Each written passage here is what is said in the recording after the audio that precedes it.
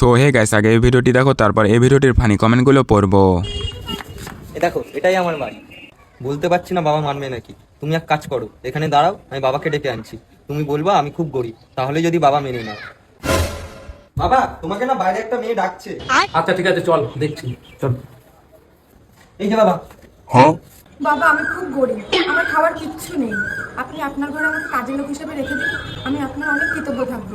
আমার এই দুনিয়াতে কেউ নেই। আমার যখন এই পৃথিবীতে কেউ নেই, তাহলে তুমি কাজের লোক হিসেবে থাকবা কেন? তোমাকে আমি আমার নিজের করে নেবো, তুমি আমার ঘরে বউ হয়ে থাকবে।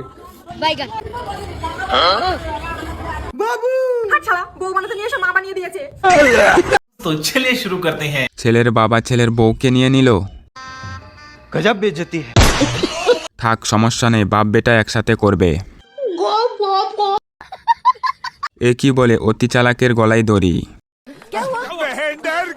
বাবার টানের লেভেল আলাদা। क्या बात कर रहे ছেলের থেকে বাবার সঙ্গে ভালো মানিয়েছে। আরে ছেলের বাপ কি সিঁদুর পকেটে নিয়ে ঘুরে? बात तो सही है।